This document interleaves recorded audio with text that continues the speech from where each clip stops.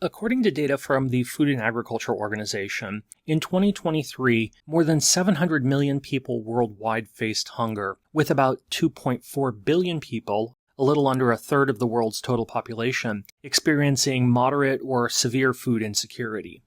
In this video, we're going to break these numbers down a little bit and try to understand the scope and scale of the problem of global hunger and malnutrition. There's a lot to unpack, so let's get to it. The tragedy is that since the COVID-19 pandemic, global hunger has been on the rise, reversing more than a decade of progress in reducing its prevalence. In 2005, there were just under 800 million undernourished people worldwide, that figure shown by the blue bars in this graph. At that time, that was about 12% of the global population. A variety of initiatives brought that number down to about 500 million, about 8% of the global population, by the mid-2010s. But since 2019, that figure has again begun to rise, returning to levels not seen since the early 2000s. And the global figure obscures significant regional variation, with the percent of the population suffering from undernourishment ranging from 22% in sub-Saharan Africa, more than double the global average, to about 15% in Southern Asia, 16% in the Caribbean, and about 6% in the remainder of Latin America. According to the Food Security Information Network's annual report, by the end of 2023, some 36 million people in 39 separate countries faced severe food shortages. Among the most severely affected locations were Sudan, Afghanistan, the Democratic Republic of Congo, South Sudan, Bangladesh, Pakistan, Somalia, Haiti, Myanmar, Kenya, Gaza, and Nigeria. Other major contemporary food crises not included on this list include Syria, Yemen, and Ukraine, where ongoing conflict undermined food security, and the Sahel region of Africa, where ongoing drought, desertification, and political instability have negatively impacted food production and availability. Before we can proceed further, we need to define some key terms and differentiate between some basic concepts. By undernutrition, we're talking about the state of inadequate nutrition resulting from insufficient intake or absorption of essential nutrients like calories, proteins, vitamins, and minerals. The scale of undernutrition in a region is often measured by the proportion of the population, especially children, suffering from stunting, which can be defined as being too short for one's age, a low height-to-age ratio, or by wasting, which is defined as being dangerously underweight for one's height, that is, a low weight-to-height ratio. Undernutrition is almost always accompanied by micronutrient deficiencies, which are sometimes labeled a hidden hunger because they can exist even where sufficient calories are being consumed to maintain body weight. The most common micronutrient deficiencies globally include iron deficiency, which can lead to anemia, fatigue, weakness, and impaired cognitive function and brain development. Vitamin A deficiency, which is a major cause of preventable blindness in children and increases the risk of infection and other health problems. Iodine deficiency, which can impair thyroid function leading to goiter and, in severe cases, mental development abnormalities. And zinc deficiency, which can affect cell growth, immune function, and healing. The term hunger is often used interchangeably with food insecurity. It refers to the distress caused by the lack of food and is often divided into two categories based on its duration and intensity. Acute hunger, which we sometimes call a food crisis, is a short-term but severe lack of food that is often sudden and largely unpredictable. This type of hunger can result from various causes, including economic shocks, conflicts, natural disasters, or gaps in food supply. We often associate acute hunger with urgent, emergency food aid programs which aim to prevent widespread malnutrition, suffering, and even death. Chronic hunger, on the other hand, is a consistent or recurrent lack of food and is a symptom of persistent food insecurity. Chronic hunger, which is sometimes referred to as seasonal hunger, stems from long-term issues like poverty, poor agricultural infrastructure, systemic social inequalities, and underdevelopment. Chronic hunger is measured not by the severity of food deprivation, but by the duration and frequency of the food shortage. People affected by chronic hunger struggle to secure enough food to meet their daily energy requirements over a long period, which can lead to malnutrition and stunting over time. Finally, famine is the most extreme form of food insecurity, characterized by severe shortages, widespread malnutrition, and high mortality rates due to starvation and infectious diseases. International aid organizations normally say a famine exists when more than 20% of the households face extreme food shortages, more than 30% of the children suffer from acute malnutrition, and the death rate due to lack of food exceeds 2 persons per day per 10,000 people. The distinction between hunger and famine, in other words, is largely one of scale and intensity. Hunger can be a chronic, widespread condition without reaching the acute crisis levels of famine. Famine, however, represents the acute collapse in the ability to produce or access enough food to meet the nutritional needs of a population, leading to severe health crises and high mortality rates. To get a sense of the scope of food insecurity in a country, the Food and Agriculture Organization developed the Integrated Food Security Phase Classification, or IPC, which classifies areas into one of 5 phases based on the severity and magnitude of food insecurity there. This tool helps to standardize food security measurements across different regions and countries, providing a common framework for coordinated action. Phase 1 is defined as food secure. Here, most households can meet their essential food and non-food needs without having to engage in atypical or unsustainable strategies to access food and income. Such countries normally have stable political and economic conditions and effective food distribution systems. The prevalence of undernourishment is generally less than 2.5%. Examples of such countries might include Canada, Australia, or most of Western Europe.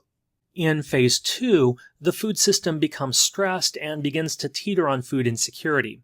Households have minimal food insecurity, but are vulnerable to worsening conditions and may be unable to afford some non-essential expenses without engaging in stress coping strategies like reducing consumption of meat or relying on seeking additional income. The prevalence of undernourishment generally falls between 2.5 and 5%. This often includes countries experiencing economic problems but without widespread food crises. Contemporary examples might include countries like Chile, Uruguay, Thailand, or Vietnam. In the third phase, the country enters a real food crisis.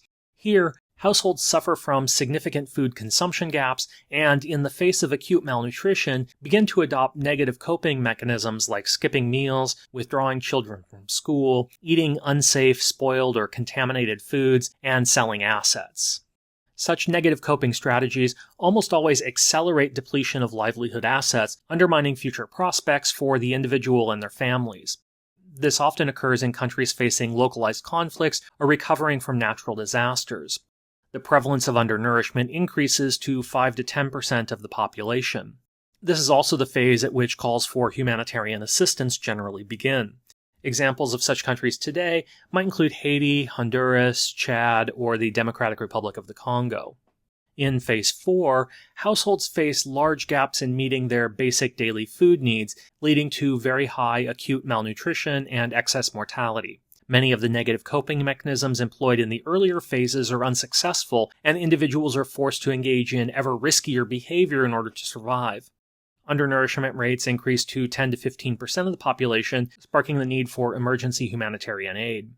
Such countries are often experiencing severe conflicts or ongoing disasters. Examples today might include Yemen or South Sudan. Finally, Phase 5 represents outright famine, a humanitarian catastrophe.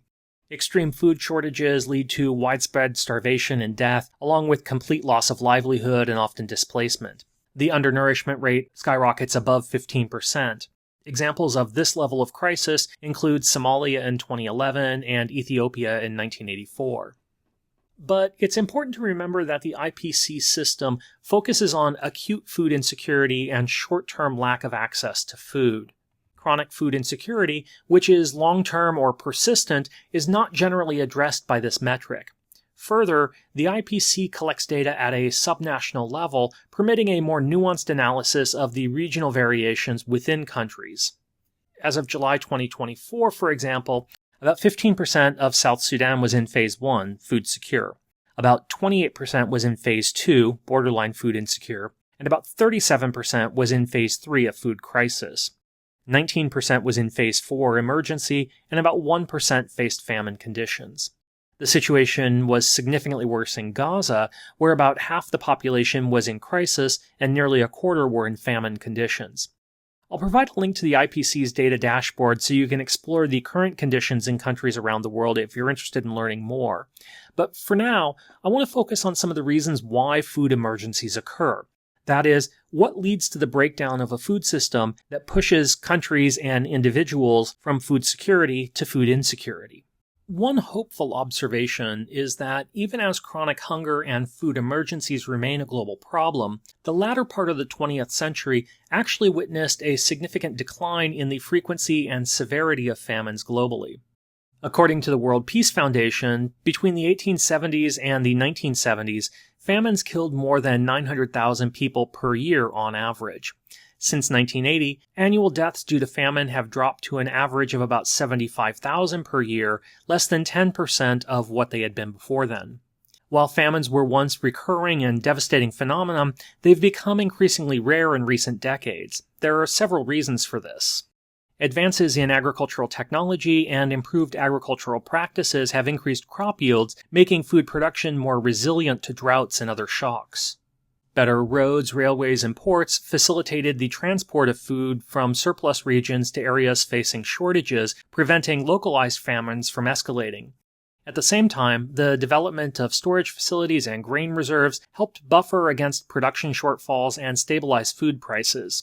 The establishment of famine early warning systems, such as the Famine Early Warning Systems Network, sometimes called the FuseNet, allowed for better monitoring of food security conditions and early detection of potential crises. This enabled timely responses like food aid delivery and targeted interventions to prevent famines from taking hold. And armed with early warning systems, greater international cooperation coordinated through international organizations like the World Food Program and the Food and Agriculture Organization, and non-governmental organizations like Oxfam, Doctors Without Borders, and Save the Children, increased the capacity to provide humanitarian assistance during food crises.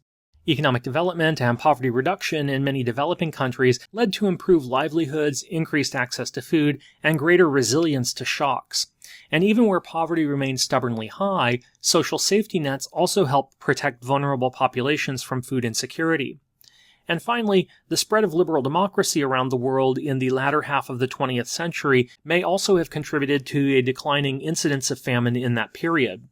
This final point was most famously articulated by the Nobel Prize-winning economist Amartya Sen, whose work we'll return to in a few moments. But for now, it's worth noting that Sen observed that while functioning democracies may experience chronic hunger, they rarely, if ever, experience famines. He hypothesized several reasons for this. First, in democratic systems, elected officials are accountable to the citizens and face political consequences like not being re-elected if they're not perceived as being sufficiently responsive to the electorate. The fear of losing elections incentivizes leaders to respond to crises like food shortages, as failing to do so could lead to public outcry and removal from power. This pressure motivates democratic governments to respond more effectively to food crises. A free press also plays a crucial role in exposing and raising awareness about food insecurity and potential famines, allowing for early warning and increasing public pressure on the government to act before the crisis escalates into famine. Because they depend on public support, democracies are often more responsive to the needs of their constituents, including the imperative of preventing famines. This often leads to implementation of social safety nets, agricultural reforms, and other measures that prevent or mitigate against famines. Liberal democracies also allow for greater decentralization and have stronger civil society that can operate independently of the government. NGOs and other civil society organizations can provide relief during famines and pressure governments to take action. They also play a critical role in monitoring and directly addressing famine conditions without waiting for government initiatives. Finally, even if we love to complain about government waste and inefficiency, democracies are usually more efficient in resource allocation than non-democracies, due primarily to their transparency and accountability mechanisms. This efficiency can extend to the management of food crises and economic policies that prevent extreme poverty and famine. Now, to reiterate, this is not to say that democracies do not have problems with hunger and malnutrition. Rather, it suggests that well-functioning democracies are less likely to suffer from famines than their non-democratic counterparts. Democracy alone is not a panacea against famine, and other factors like economic development, social safety nets, and effective governance also play a crucial role. But all things being equal, well-functioning democratic regimes with strong institutions, accountability, and freedom of information are better equipped to prevent and respond to famines than authoritarian regimes. So, if we have a sense of why famines have declined over time, why do they occur in the first place? Intuitively, when asked why people go hungry, the most common response is that there isn't enough food. Indeed, we tend to think of food crises that are triggered most often either by excessive population growth or by natural disasters like floods, droughts, hurricanes, or other extreme weather events, which trigger harvest failures and devastate agricultural production, leading to food shortages. In the current era, climate change is exacerbating the frequency and intensity of these events, increasing the risk of food insecurity, especially in vulnerable regions. This view is rooted in the work of the 18th century political economist Robert Malthus and his essay on the principle of population. According to Malthus, human populations tended to grow exponentially while food production grew at a relatively consistent linear rate over time. As a result, he predicted that population growth would ultimately outstrip our ability to feed a growing population, leading to starvation. This idea became known as the Malthusian theorem. But in reality, this is not really the case in the modern world. Natural disasters do not generally cause famines, and overpopulation has not proven to be the problem Malthus anticipated it would be. We can think about this in a couple of ways. By most estimates, the world currently produces enough food to feed the global population about 1.5 times over. That is, the average person needs somewhere in the neighborhood of about 2,200 calories per day, perhaps a bit more or a bit less, to live a healthy, active lifestyle. And while in 1960 this presented a problem, as the world produced just 2,100 calories per person per day on average, today we produce more than 2,900 calories per person, far more than is required to feed everyone.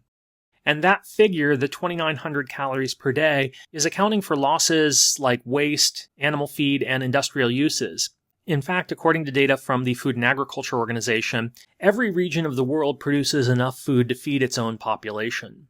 Between 1960 and 2021, the per capita calorie supply, that is, the quantity that is available for consumption at the end of the supply chain, excluding consumer waste, increased from about 3,000 calories to nearly 3,500 calories per person in Europe, an increase of about 13%.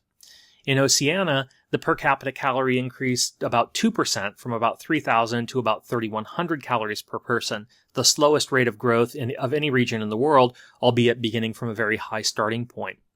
North America saw a 28% increase in productivity, with per capita calorie availability increasing from about 2,800 calories in 1961 to nearly 3,600 calories in 2021.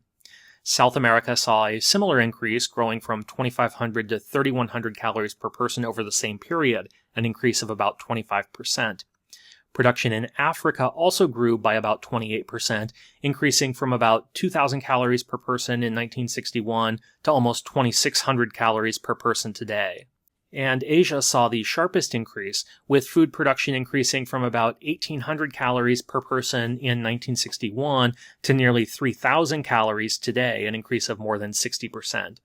In short, every region of the world produces enough food to feed its people today. The other way to think about this is to ask why, when a natural disaster strikes relatively wealthy countries, do they not experience famine? In 2011, a massive earthquake and subsequent tsunami rocked Japan, triggering a nuclear accident at Fukushima, but no food crisis resulted. Similarly, when Hurricane Katrina ravaged New Orleans and surrounding areas in 2005, it did not trigger a food crisis. In the early 1970s, a massive drought in India affected millions, but no famine occurred. Clearly, there's something more than just a lack of food availability that triggers food crises. This is where Amartya Sen's entitlement theory helps explain what's going on. According to Sen, an entitlement is the set of resources a person legally or socially has the right to use or can command through legal or social means. This includes trade-based entitlements, for example, buying food in the market, production-based entitlements, producing food either for sale or for consumption in the household, labor-based entitlements obtained through work, and inheritance and transfer entitlements, which include social connections like pensions, social security, or family transfers. According to Sen, famine occurs not necessarily from the lack of food, but from a breakdown in entitlements. That is, the individual's loss in the ability to acquire food. This may sound like a minor distinction, but it's actually quite profound. Sen's theory shifts the focus from total food supply in the economy to the question of access and distribution of food. His theory helps explain why famines are so rare in relatively wealthy economies. Consumers there have the ability to access food on global markets. So even if the weather disrupts local food production, the entitlement remains intact. And Sen's theory explains why food exports continued in some of the world's worst famines.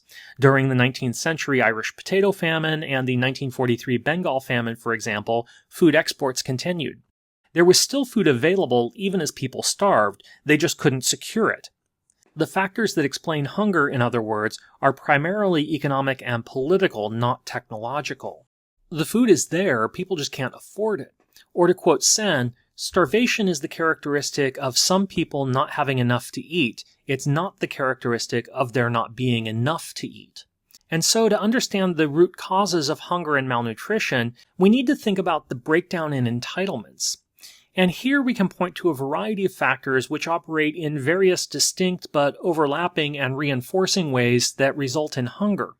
War and civil unrest disrupt agricultural production, destroy infrastructure, displace populations, and hinder access to food markets.